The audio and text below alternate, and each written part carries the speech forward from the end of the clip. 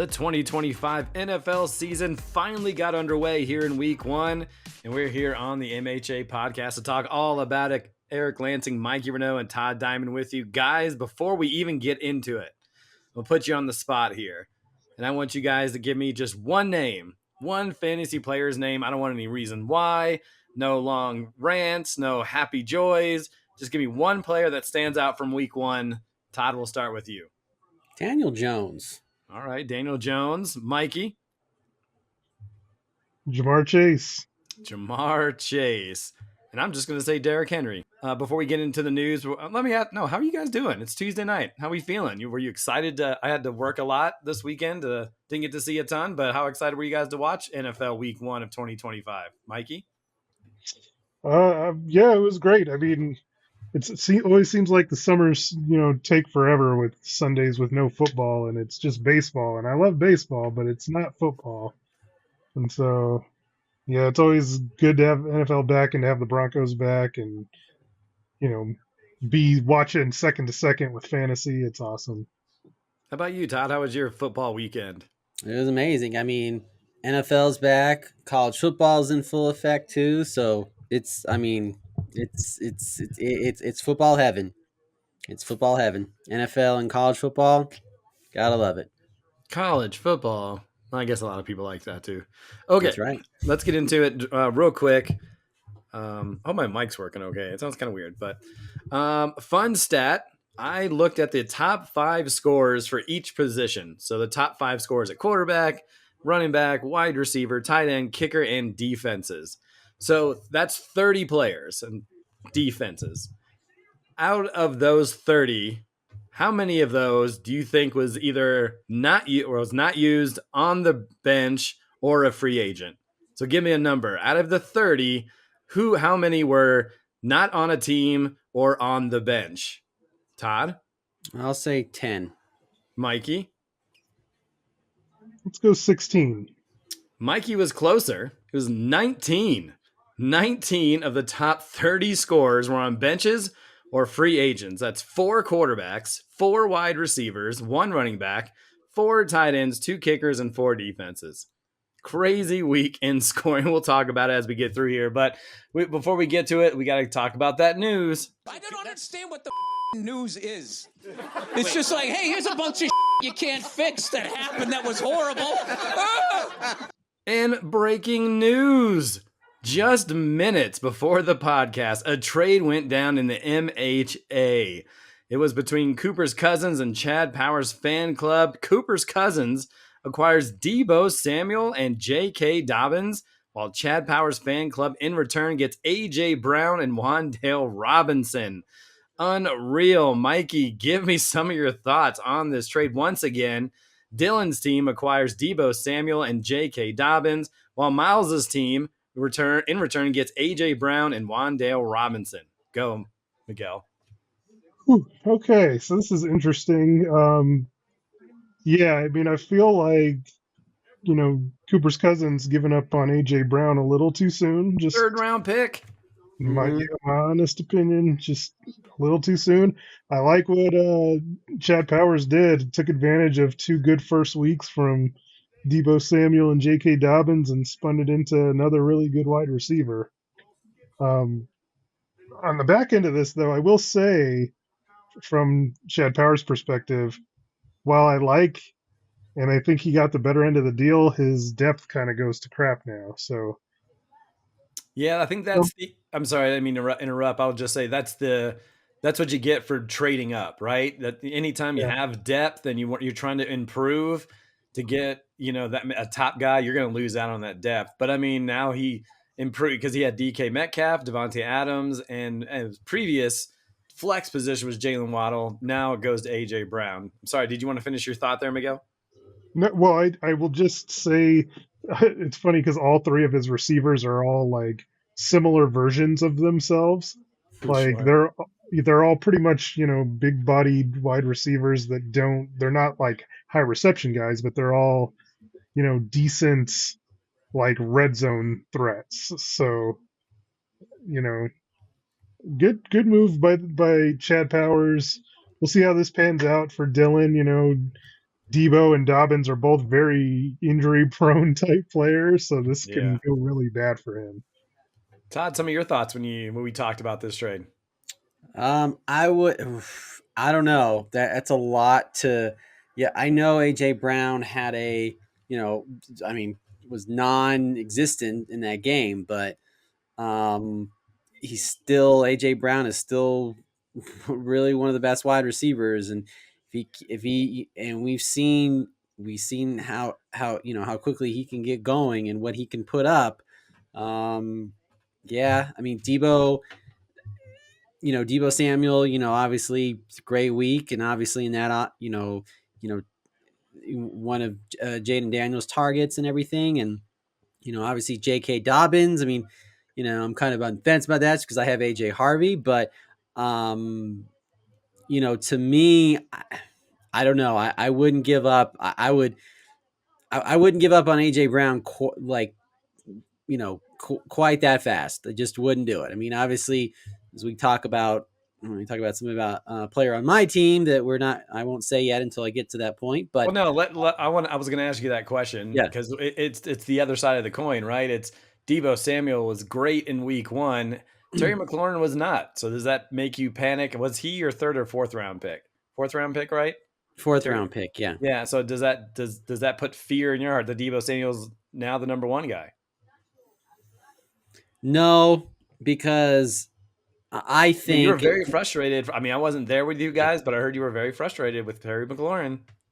I was, but I mean but that's what fantasy football, does to you. That just it's what's happening right now. It's what's happening right now, and what was happening at the moment.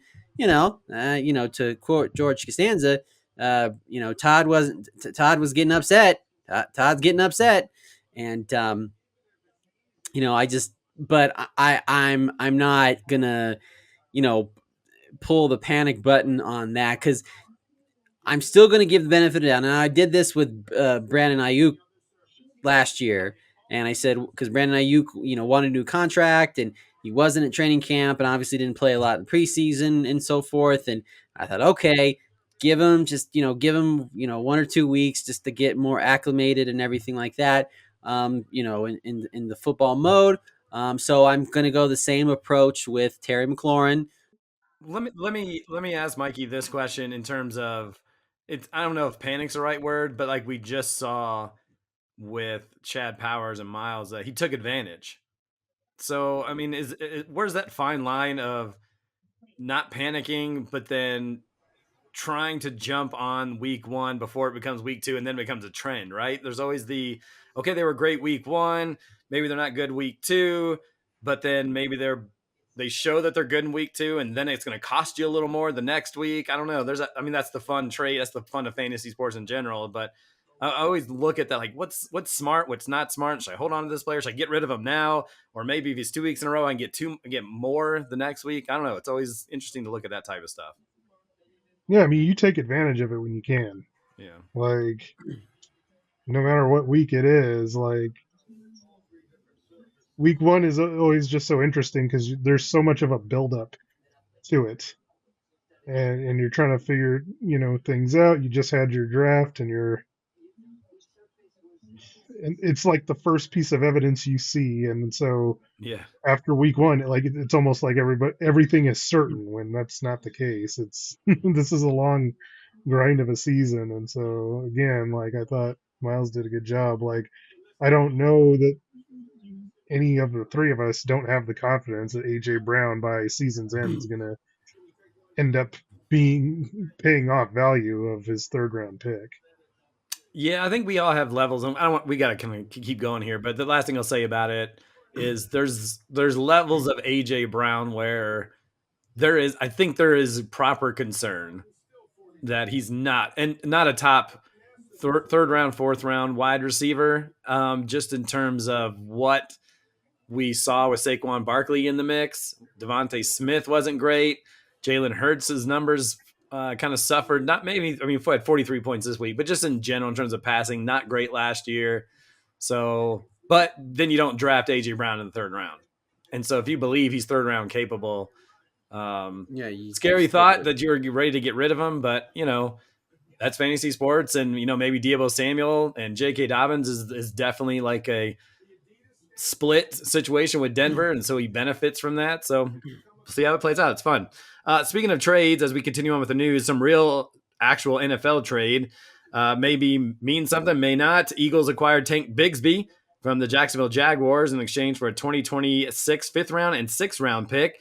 Any fantasy value here, Miguel? I mean, we saw Bigsby help me a couple of weeks last year. I think he had something like 800 yards and 7 touchdowns. Now he goes with the Eagles, obviously behind Saquon. And you were telling me yesterday he's probably even number 3 behind Will Shipley. Yeah, from what I'm hearing is that they acquired him to be a return man. Oh, there you go. That's not And helpful. to be like that bigger, third guy in the rotation as a replacement for AJ Dillon as opposed to backing up Saquon. So Yeah. I guess if anything, if we're looking at this fantasy wise, is this unmuddles the water in Jacksonville a little bit. I mean, we saw sure what does. Travis Etienne did over there, and then you have Bayshall over there. So now Bigsby's out of the mix. I wish that would have happened before the draft, but that's just the way it goes. Kilgore Trout tight end George Kittle heading to the IR after tweaking a hamstring injury this weekend. He is expected to miss 3 to 5 weeks. Tough week for Joe. It doesn't even have a backup tight end, so we'll see what if he utilizes that number 1 overall waiver on a tight end.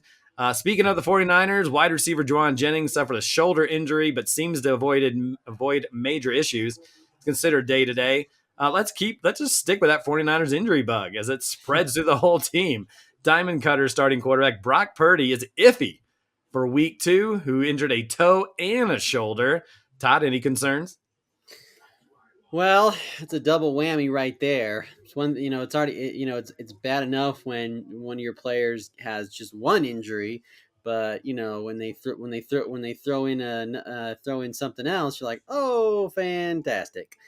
Yeah, we'll see. We'll just have to just kind of just keep up with the reports and see if he's full practice every full practice all the week up to leading up to game day, and go from there. And if he says he's fully and he's full and ready to go, then I'll play him. Right now, I for week 2 I did switch out and put in Matthew Stafford. But yeah, it's yeah, it always makes you nervous a little bit, when players So have it's injuries. Matt Stafford. Do you feel good about that, or are you going to look to pick someone else up? I'm sticking with Matt Stafford. I think he, you know, I feel comfortable with it. I haven't looked at the. I Here, haven't I'm looked at gonna the. I'm gonna do this. I'm gonna show Yep. you. Okay. This kind of goes back to my stat before, right? All of these Mm-hmm. players, there was 4 quarterbacks in the top 5 that were either benched or free agents, right? And Mm-hmm. so as I bring this up, so this is going to week 2. I need week 1. So the top scoring at quarterback, and we'll get to these guys as well. But of course, Josh Allen, then Justin Herbert on Gonzo Cat's bench, Aaron Rodgers, 55 points. He was number 3. Daniel Jones, actually, Aaron Rodgers is on Chad Power's bench. Daniel Jones, 53 points, Todd. He is a free agent out there. Michael Yeah. Penix on the bench as well. So not feeling great about Daniel Jones?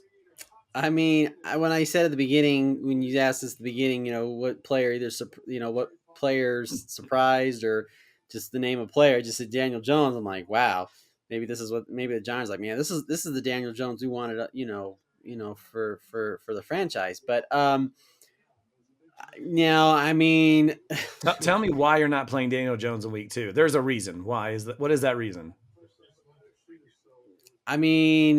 It's like who? Who do, Obviously who do the Daniel Jones is Broncos play next week?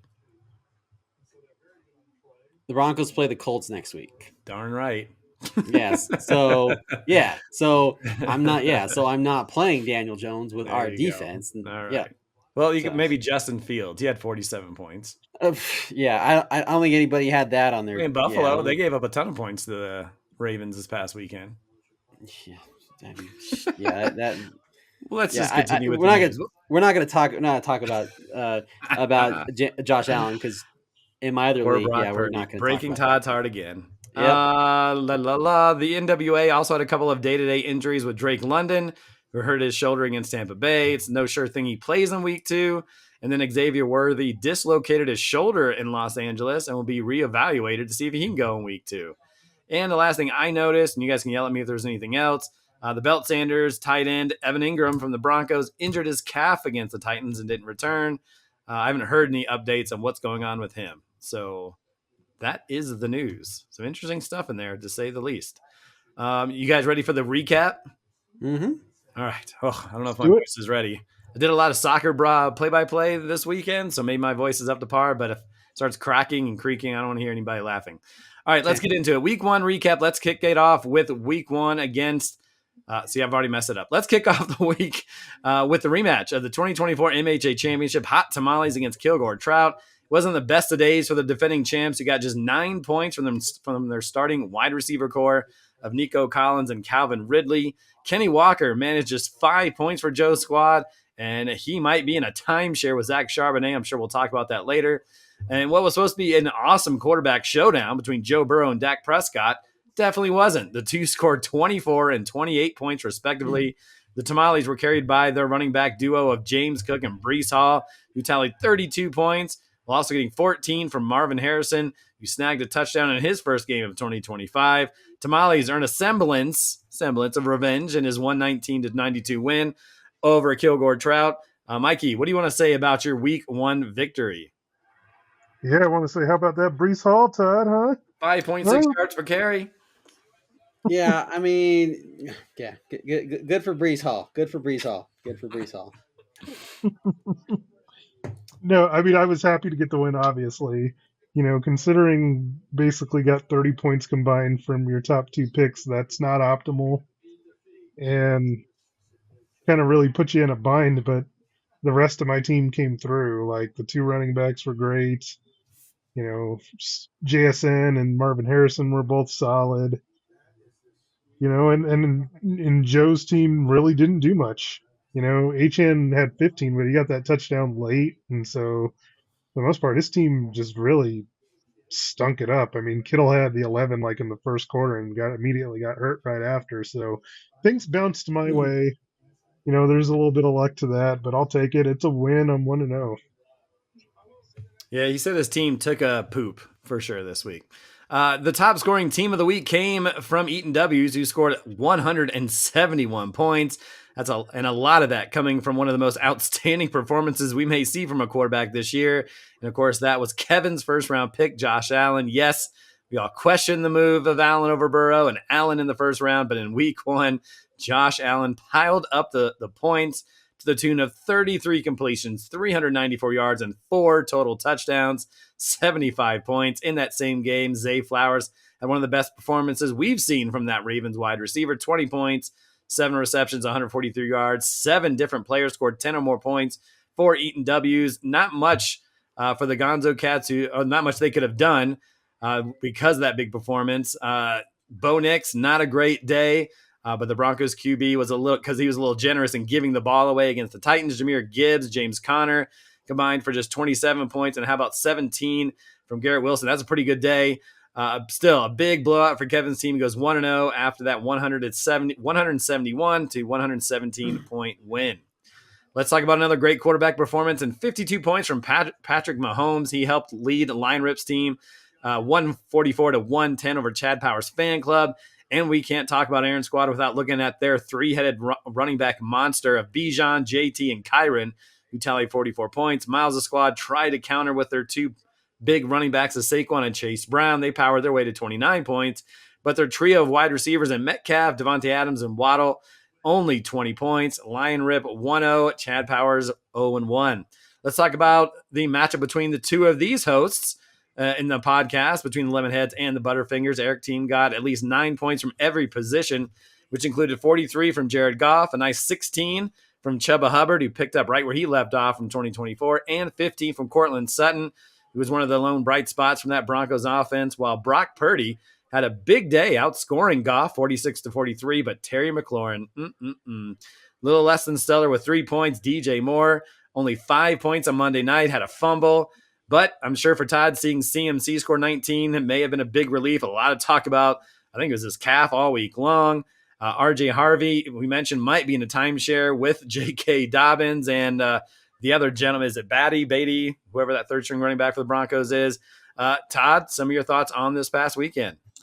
Well, I'm not going to talk about McLaurin because of just, just chalk that up as just is a preseason game for him, and hopefully they'll get him Look the at that. I ball. like that, Todd. Look at being calm and collected and, had some good, relevant fantasy insight on why he maybe didn't do well. I'm proud of you. Good job. Thank you. I appreciate that. But I want to talk about Puka. 10 receptions for 130 yards. Touchdown would be nice, but I was very pleased with Puka. Like, all right, he's Stafford's still number one target, so I was very pleased with that as well, and so forth. So, again, it's McLaurin. That's the big elephant in the room. When RJ Harvey had that big 50-yard run down the field, it was me, Mikey, and Aaron. We were over at his house. We were watching, and when he was running, I was like, "Go, go, go! Come on, you got this! You got this! Let's go, let's go!" And then, kind of ran out of gas a little bit. I'm like, "All right, cool, finish it off." And then obviously Dobbins gets the touchdowns. I was like, crap. But yeah, I mean, I think, I'd say, well, it still lost, but you know what? I still feel really good about my team that I think that some of the players some of my team will, have a bounce back game and go and hopefully going forward. So, I'm not gonna, curse or, be pissed off or anything like that. I think, it was Mikey, did Todd curse on Sunday? Maybe once or twice. Keep going with the week one recaps. Despite the goose egg from Xavier Worthy, the NWA was able to pull out the 133-107 win over Cooper's Cousins. Geez, Ravens tandem of Lamar Jackson and Derrick Henry. Boy, they cooked on Sunday night. They combined for 75 points. Vikings running back Aaron Jones did some damage from the air, more damage from the air than he did on the ground, and caught 3 passes, 1 for a TD and added 13 points. Dillon team got 45 points from Baker Mayfield, but A.J. Brown, we just saw the trade, had 1 catch last Thursday night, and second-round pick Omarion Hampton could only rustle up 7 points in his opening night debut on Friday night. NWA starts the season off on the right foot, now 1-0. Cooper's Cousins at 0-1. And finally, the Drake May-led notorious CUP team took down the Belt Sanders by a final of 119-103. The Patriots QB was the 7th highest scoring quarterback, firing up 47 points, while Quayne got a TD from Justin Jefferson, who reached double figures, and Brock Bowers, who also reached double figures, 5 catches, 100 yards, and 10 points. Allen's team got 43 from Jalen Hurts, and an unbelievable 17 points from his second-round pick, Travis Etienne. I think that was just the funniest thing from this weekend. But he got 0 points from Christian Kirk because he wasn't going to play, and we knew that before the game started. 4 points from Ramondre Stevenson and 3 from Jamar Chase, which is a huge disappointment for that first week. So that kind of does it from those. Doe of the week, Mikey, I don't know if there is one outside of Allen, who just didn't replace one of his guys. Not that it would have mattered, but anytime you leave a guy that we know is not going to play, that's kind of a bad look, huh? Yeah, it's a very bad look. Yeah, and there wasn't any Doe of the week unless you want to count 3 separate moves that maybe Chad Powers could have made. But I mean, that's a bit much. Yeah. Yeah. Sorry, Allen. You got to make those moves when you see him. Makes a big difference. Don't.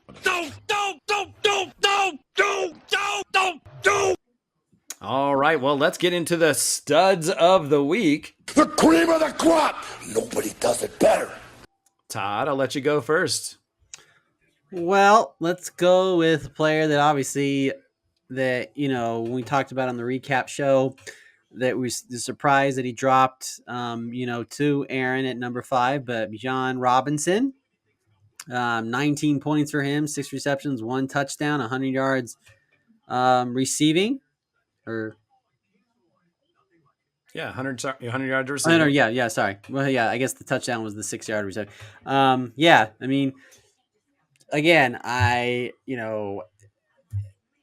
that I didn't say Robinson wasn't a bad player, and obviously he's capable, of doing it. But Atlanta's offense sometimes, you don't know what you're going to get from Penix. Sometime you're going to get from Penix. So good on Nairn for Robinson. I mean, a good solid 19 points. I mean, we always talk about well, quarterbacks score the more points, but when you have a well-rounded team to help the quarterbacks, I mean, 52 points is a lot, but 6 points from Tyreek Hill and only 5 from Williams. But the rest of his team, you have 19, 11. So Robinson, that's what you want from your first round pick. You want those type of numbers every single week, and he started off on the right foot. Yeah, I agree with all of that. And I think the thing that stands out is that he couldn't find the running lanes. He only ran where did I put it out here? 12. What do you have? A 12 attempts and it was 24 yards, but he was still able to contribute and he contributed big on the receiving end. You got to love players that if it's not working one way, they're utilized in another. Some of these players, if they can't run the ball because of the defense or the scheme or the offensive line, that's all they can do. And so to be able to still go out there and be fantasy productive, that's why he's a top 5 pick. Mikey, your turn. Stud of the week. All right. Well, I think everybody would say that I'm a pretty fair guy. Yeah, And I'll put you in that category. you know, if I have a take and it goes right, then I'm pretty humble. I'm not going to be braggadocious about it. And so when Well, now I have to question that, but continue. when I'm wrong, then I'll be honest too and say that I'll eat some crow. So for my first stud, I'm gonna have to go Zay Flowers because that was one that last week when we did the recap show of the draft, I said that was a pick that I didn't like, and he came out and balled in that first week in that shootout of a game that Buffalo and Baltimore had. He had 7 catches, over 140 yards and a touchdown. So at least for this week, he shuts me up. Good job, Kevin. He shuts him up. And then the thing I'll say about that too, and I don't know if I said this to you or maybe I was talking to someone else, but how many times is Baltimore going to have to score 40 points? I mean, it's Josh Allen, it's the Bills. They play Cleveland. Are they going to have to score 40 against Cleveland? Probably not. But yeah, great start. I mean, if this turns things around and he ends up being, those type of numbers are number one, a top 12 wide receiver. I still don't believe it at this point, but he was obviously big here. And in terms of my stud of the week, you could say, I said Derrick Henry, but Josh Allen was huge and massive in that game where they were down. What were they down? 15 or 14 with under 4 minutes left to go. And then you pile up the completions. He had 33 of them. He had 2 rushing touchdowns, 2 passing touchdowns. I scoffed when I was like, oh my gosh, Josh Allen in the first round. He's a great quarterback. He's a top, I think he was my fourth quarterback. So it's not like I didn't think he was capable of 75 points. This is not a surprise, but just in the first round. And these type of guys win you games, and he won them. 75 points is bananas. And so that worked out immensely. Todd, do you have another stud of the week? I guess I'll just kind of I piggyback just off of Derrick Henry, but Derrick Henry, awesome. Dude's awesome. Yeah, he is. We've talked about this before, every time we talk about, the type of running backs now in the league, and Derrick Henry is the example of the old school running back, the running backs that we grew up on as kids. The Terrell Davises, the Barry Sanders, the Emmitt Smith of the world, the Jerome Bettises, and everything. Just those hard nosed running backs that'll they'll run right through you. And we talk about how in fantasy football now, running backs got to be able to catch the ball. That's why McCaffrey's of the world and Robinsons and Saquons and everything like that, because it's just like, oh, they can do everything. But Derrick Henry's like, I don't. You know what? I don't need to catch the ball. I don't need to catch the ball. I'm just gonna run right. I'm just gonna run. Just run right back and literally. And I know we don't get points for this, but Derrick Henry just throws people like rag dolls. I mean, it's amazing. He's 31 years old. That is old school to the ends of the earth. That nostalgic part of that sentence and everything is amazing. So Derrick Henry, In his 2 rushing touchdowns, he passed Jim Brown. I guess he was in a tie with Jim Brown, and then got Okay. 2, and now he's 6th all time in rushing touchdowns. And so, who's he behind? Is it Walter Payton and Emmett? No, not well, it's Emmett. Emmitt Smith, LaDainian Tomlinson, Marcus Allen, Adrian Peterson, and Walter Payton. Holy So crap! that's all Hall of Famers. And Yeah, so Derrick Henry's on Derrick his way. Henry, yeah, for sure. And I think the one thing I just saw too, when he scored one of those rushing touchdowns, he ran right past a cornerback. It's Yeah, like the dude could still fly past these corners and safeties that are, supposed to be running 4.4s and whatever. So it's just really cool to see. Todd or Mikey, give me another stud of the weekend. So I'm going to go with Patrick Mahomes. Came out and helped Aaron big time, like right off the bat on that Friday night. One of the impressive things was, the 57 rush yards and the rushing touchdown. I don't think he would have predicted that to be in his box score. 57 rush yards is a lot for somebody like Mahomes. Yeah. But yeah, to be without Rashee Rice and then without Xavier Worthy on the first play of the game and to put up the numbers he did, my number 2 quarterback, big game. Yeah, he was great. He was the 5th quarterback taken, and for him to be able to come on Friday night against the Chargers, that's a divisional game. He was great. And then I'll finish up here, and I'll just say Drake May. And a big part of that was I was like questioning, like, oh man, CUP just has Drake May. Now it's 1 week. It was against the Raiders, whose defense isn't really that stout, but to put up 47 points helped him to a win. It's all about picking those right players to help you win games. And Drake May, 47 points at 30 completions, just 1 passing touchdown. But if you can rack up those completions, it makes a huge difference in our league. All right, let's go to the duds. This is the worst. You are the worst. I hate looking at your face. I want to smash it. Todd, give me someone who stunk it up in week 1. Mark Andrews. Mark Andrews. Sure. 1 point. 1 point. All those points in that game, and Mark Andrews gets 1. Is it time to put Mark Andrews, out the pasture? I know Isaiah Likely's hurt, but yeah, Mark, it's done. He needs to. They need to tell him, listen, dude, you don't got it no more, because that's just horrible. 1 catch for 5 yards. Ugh. I know tight ends are, I always say just throw darts at a dartboard and hope and see if one of them sticks. But yeah, Mark Andrews ain't sticking to nothing.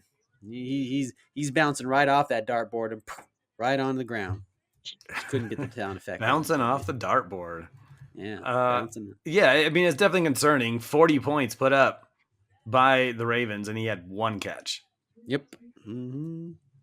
But as you mentioned, Likely still out, and I don't know what year there are tight ends out in the free agency world. So, but would you trade Mark Andrews for Jonnu Smith, who had a touchdown? I don't know about that, but it's his decision to make more than ours. At least for me, thank goodness.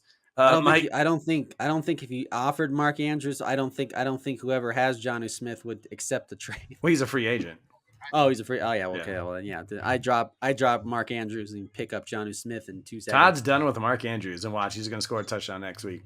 Probably. Mikey, give me a dud from week 1. Wow, I'm just surprised he's like calling it a career for Andrews. He started slow last year and then was amazing. Wow. You get 1 week with Todd. You get 1 week. This is exactly what I was talking about, though. Everything that happens week 1 is the truth for the entire season. So, AJ Brown done. Terry McLaurin done. Well, I didn't say Terry. I didn't say Terry McLaurin's done. And that must mean that my first bust is a waste of a number 1 overall pick, and that's Jamar Chase. Oh, Yeah. Because I could have picked many of different Bengals, but Chase was the only one on a losing team, so that's why he gets the honor.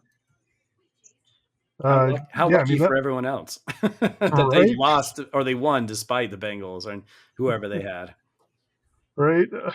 Yeah, I mean that whole Bengals offense was just a struggle this week, and Chase 2 catches. I mean, I don't know if there was a time last year where he had a game as bad as he had in week 1. So not a good week for Allen, whose team needs every bit of everything from his top overall pick, and he did not deliver in week 1. Just a bad week. I mean, it seems I saw something somewhere that Bengals are not good against Cleveland. And at least maybe they don't have like a good record against them, so I don't know if I had anything to play in it, but they'll have to play in Cleveland again at some point. At least it'll be in Cincinnati next time. But yeah, anytime you see 3 points from a guy who was the Triple Crown, scary thought. But just week 1, they have Jacksonville next week, so we'll see how that goes. Yeah, if you saw any of that game, there's a reason why they're not good against Cleveland. That's Miles because their Garrett. offensive line's terrible, and Miles Garrett was in his face in 1 second. I also had Chase. I'm going to go with Kenny Walker, who had 5 points. He had 10 carries for 20 yards, did have 3 receptions, but the real issue is Zach Charbonnet, who outcarried Walker 12-10. And so there's some talk that perhaps Kenny Walker wasn't 100% healthy. And so that's why Zach Charbonnet was involved as much as he was. But then Charbonnet, 12 carries and had a touchdown. This could be a split. And this was a 4th round pick for for Kilgore Trout. A scary thought. I mean, anytime, that's the big thing. That's the big problem. And Todd kind of mentioned, like, no one's playing in the preseason, so we don't know how everything's kind of lining up, and you don't see it until week 1. And then it's okay. I mean, there's a lot of newness going on in Seattle, so we're waiting to see how it plays out. I'm not ready to give up. I have Kenny Walker in a different league, and I'm not ready to give up on him. It's 1 week. Maybe he's going to feel better next week, stretched out a little bit more the following week. But that's always something to kind of keep an eye on. And it was Kilgore Trout's 3rd round pick. Todd, give me another dud. I'm gonna. I mean, and I have this player in my other league, but Brian Thomas Jr. Granted, he had a touchdown, but only 8 points, and granted that touchdown was late in the game. But not what you're looking for. Brian Thomas was considered a top 5 or well, not top 5, but like top 10. He's Coming probably into in the top 5 for some. He's in Yeah. that he's in that kind of 2nd tier wide receivers. Sure. Sure. And just didn't have. Now granted, a lot of that was going to Travis Hunter, so take that for whatever that's worth. I mean, but yeah, you're at least expecting from from a wide receiver that is considered in some people's rankings, top 5 and so forth, and you're expecting double digits for him, and you're thinking, okay, he's the go-to, wide receiver for Trevor Lawrence and so forth, and only 8 points. Yeah, not what you're looking for. Because even I'd go even this on the same team on Pollen's team, Thomas and Malik Neighbors, and Malik Neighbors really for him that's he's the number one option. I mean that's all they got. So for Thomas it wasn't. At least you'd want to see at least some double digits from him. At least in the matchup, especially against Carolina. I mean, obviously they won the game, but still, you thought, oh, Thomas is just going to feed on this bad Carolina defense, and didn't. Yeah, yeah, for sure. I mean, I think I didn't get to see the game, and I was talking to Mikey. I said, "Well, how bad is Trevor Lawrence playing?" And he said, "Mike, you said he looked pretty bad." So is that a concern for Brian Thomas and Travis Hunter and Brenton Strange if we go that far? I mean, or is it just one bad week? Are you concerned if you're the Brian Thomas owner? I mean, I don't know that I'm concerned. Like, I feel like the whole point of them bringing in that Liam Cohen guy in from Tampa was because, he fixed Baker Mayfield. And so they're hoping, it's like anything. This is going to take some time. Maybe Trevor Lawrence gets better over, the next few weeks. And I think Brian Thomas's talent and what we saw last year, I think he'll be okay. Yeah, what was I watch? Oh, it was that quarterback show, and it was from last season when Kirk Cousins was in that news system in Atlanta, and it took him a few weeks, and once he figured out, he was pretty good for a while. The ending didn't pan out really great for him, but we'll see how all that kind of plays out. There's a lot of new stuff going on in there, and we talked about AJ Brown. That was my other dud of the week, so we'll kind of move on from there to our week 2 preview. Matchup of the week will come between yours truly and the Hot Tamales, who are the only 1-0 team, going head to head this weekend. Todd's squad will look to avoid going down 0-2, taking on 0-1 Belt Sanders. Top scoring team in the league and Eaton W's will take on the defending champs in Kilgore Trout. Can Kevin go 2-0 and send Joe to 0-2? That would be a tough one. 1-0 Lion Rip taking on 0-1 Gonzo Cats. 1-0 the NWA going toe-to-toe with 0-1 Chad Powers Fan Club. And 1-0 Notorious CUP facing off with 0-1 Cooper's Cousins. So those are the week 2 previews. Gentlemen, anything else you want to talk about in terms of fantasy from this past week? We covered a lot of ground, including a trade that took place just minutes before. What's on your mind? What are you thinking about here? And we have the last couple minutes of the show. Who's gonna be the number one waiver wire pickup is very interesting. There's there's definitely some players out there in positions you're like, okay, see if they can can repeat again. Obviously you don't want to give any names because we don't want to give anything away, or is there some players out there that you didn't think that we're going to do as well, but you're already kind of on the fence with the position. So I'll just use an example, tight end. Okay.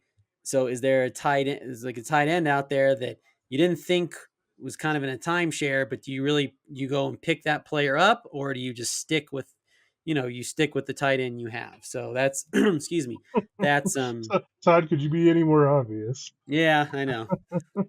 I'm trying to not be obvious, so I'm not giving anything away. But I mean, granted, put it this way: my waiver wire, I have the 9th waiver wire, so I probably won't get the players that I put in for the waiver wire anyway, so it doesn't really matter. So, come on, Todd. David Njoku was your number 3 overall tight end. You can't be giving up this fast. Well, Mikey, what are your thoughts on this past week? Anything that stand out to you that we haven't talked about? Tight end is a wasteland. I tried to tell you guys that ahead of time, so I thought you were going to say, yeah, it's going to be interesting. I think there's a lot of interesting matchups going into this week. I'm looking forward to my matchup with you as always. It's our first of 2 this year, which is I got to face you twice this year. Oh my gosh! Yeah, hoping for that bounce back from Mr. Burrow and St. Brown this week. So, yep, that'll be interesting. So you say. I don't think it's very interesting at all. I'm scared to death. Who knows how that's going to play out? Yeah, they got Jacksonville. They say Jacksonville's a good defense, but that's just after 1 week.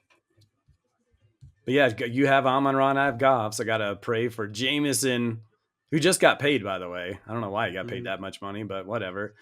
Jameson Williams, that's who I'm going to have to rely on to maybe some Jahmyr Gibbs love and keep Amon-Ra out of the mix just so it doesn't end up being wash points. But yeah, so there you have it. Week 1 in the books. Excited. Yep. Ready to go for week 2? Yes, sir. All right. Well, very good. Well, gentlemen, thanks for coming on here on this Tuesday night. And we'll talk some more next week about week 2. So for Mike Diamond, oh, goodness gracious. It's late. It's 10:30. Eric needs to go to bed at some point.